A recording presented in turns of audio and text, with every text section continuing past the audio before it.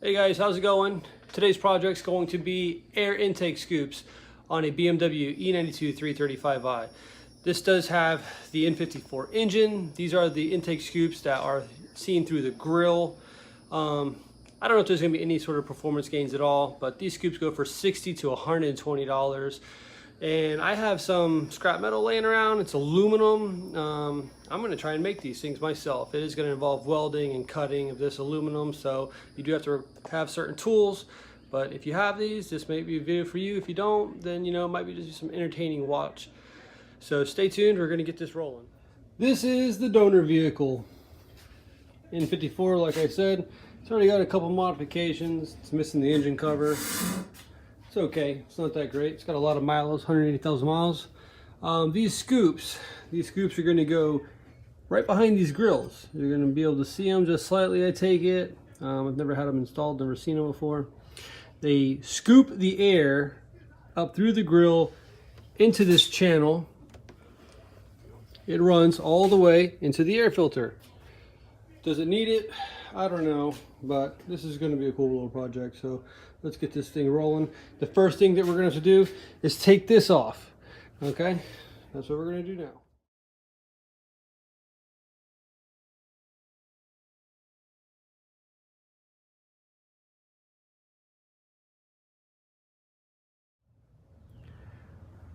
All right, guys, I got my kidneys out. It really wasn't that bad. It took me a minute to figure out an efficient way to do it, without scratching the car or damaging it. I see why some people struggle with it. The air scoops will be slightly visible in this area. Not really sure how far they're going to stick out, how deep they're going to go. Don't want to cover up the radiator too much. So we're going to play that by ear. Going to make some paper cutouts.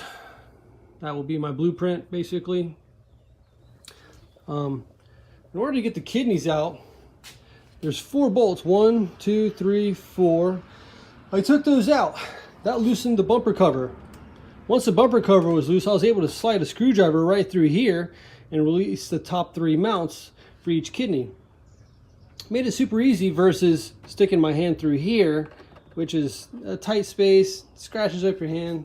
It's not that great. On the kidneys themselves, there's these little locks right here. These are like button locks. Push this pin, it's able to slide right out. Pop it back in, pin releases. So that's how it works. Push and release. All you do is stick a screwdriver in, press this down, pull out, no big deal. 1, 2, 3, 4, 5, 6 per kidney. Not that bad, guys. Really, Miki? What are you doing? Alright, guys. I already cut out a square piece of sheet aluminum. It's 6 inches by 7 inches. So the next thing that we're going to do is create a curve. So I need to bend this. So I'm thinking 2-inch centerline radius. That'll probably work just fine for me.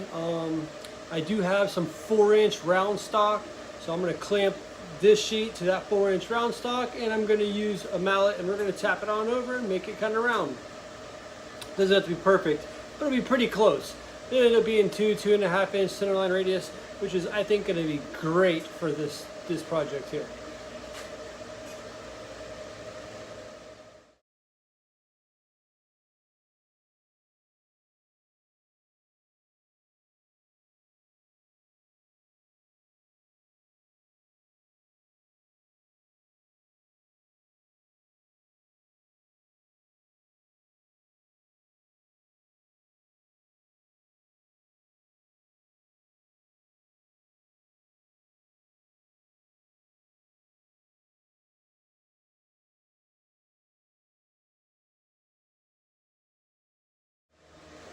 Alright, guys, so that was definitely a bit primitive, but it worked. So that's what really matters.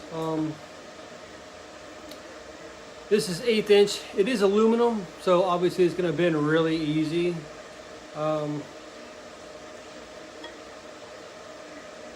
That's about the angle. I haven't measured it yet. I'm not exactly sure, but I did test fit it. Seems like it's going to scoop up pretty well.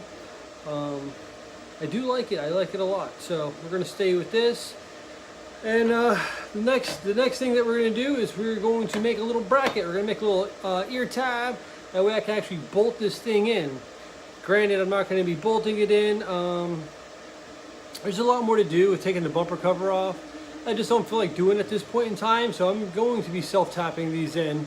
It's not terrible, it's not that big of a deal, but it's just a little quicker and it'll hold. Granted, they will have some resistance, you know, over 100 miles an hour. The wind will be pretty heavy, but I'm pretty sure the self-tappers will hold, so I'm not too worried about it.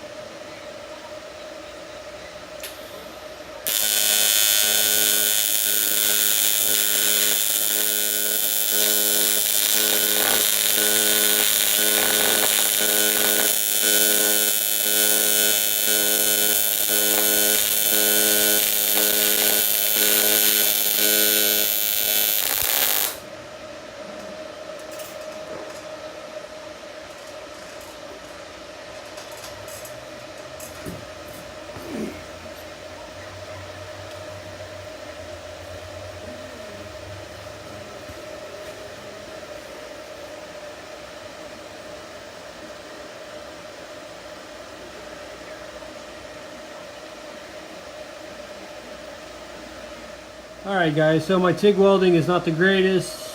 I'm very new to aluminum. A lot of guys say you should have started out on aluminum instead of direct current. You know, it would have been a lot better, you know. But that's okay. I'm getting there. It's tough, no doubt. You know, it's difficult. If you want really nice beads and whatnot, it's hard. It is hard. Alright guys, so I got my ear tab welded on. Came out perfect for my standards. No big deal, you know, looks pretty flush, pretty smooth. Might be, you know, 80 degrees, not 90 degrees, but that's fine because when I bolt it down, it's gonna pull it, no big deal. Next thing I'm gonna have to do is build a bracket for the opposing side. Now we're gonna make kind of like a wall here for this side. It's gonna come out straight like this and then come straight down. It's gonna be cut to the curve of this bin. So that's the next thing. Let's do it.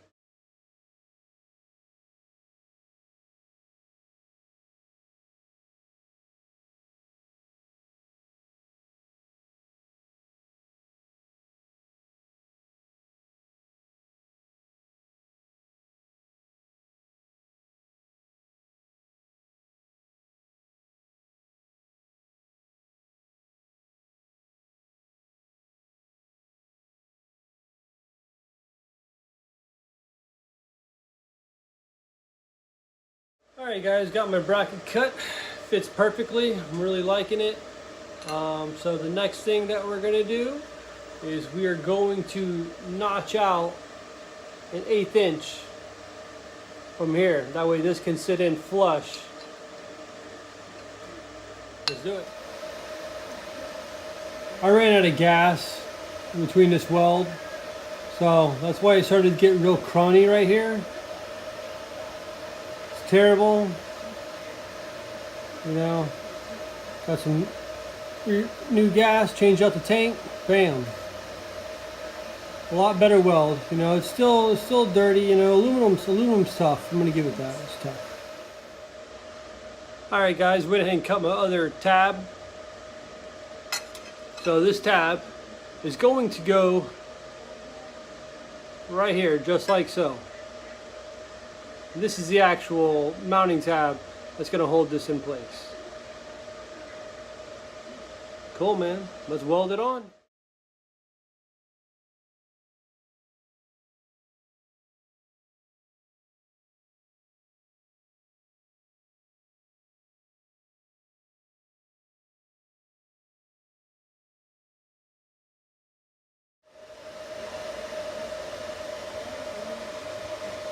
Well guys, I got it welded on. Not all that great. I didn't have good fitment. I didn't set it up right, you know. I mean, a lot of that comes into play. That's okay. Doing the best we can. It's a learning experience. That's why I chose this project, you know. Didn't cost me anything. It's cheap. Kind of expensive piece. Really doesn't offer that much performance gain. So I figured I'd make it myself. Alright guys, so it's installed. Both sides. Not too bad. Looks okay.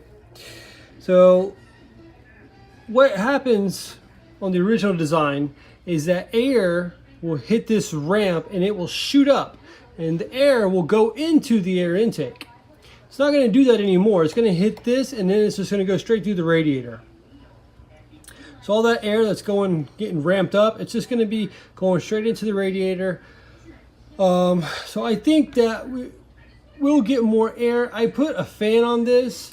I tested one with and one without, and I definitely could notice more air being blown up into the intake with this in. I could feel a stronger jet of air coming through this section here.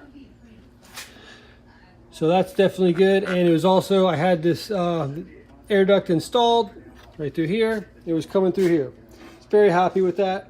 So I definitely think that they work. At idle, it's not going to be better. It's only at speed that you're going to notice that. You know, with a low force of air, it's not better. But with a higher force of air, I think that it's going to be a lot better.